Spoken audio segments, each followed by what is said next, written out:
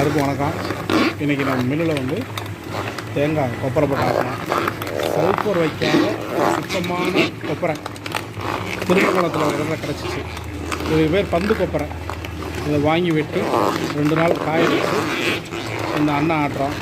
இந்த எண்ணெய் வந்து நம்ம சமையலுக்கு யூஸ் பண்ணலாம், தலைக்கும் தைக்கலாம், எல்லாத்துக்கும் பயன்படுத்தலாம். இந்த கொப்பரைக்காய் கிட்டத்தட்ட அதுவே மரத்துலேயும் நெத்தாகி கீழே உதிர்ற தேங்காயிலிருந்து உரிச்சு எடுத்து அதுக்கப்புறம் வந்து கொப்பரை எடுக்கிறது. இது வந்து சல்ஃபர் இல்லாத 100% நல்ல சுத்தமான கொப்பரை.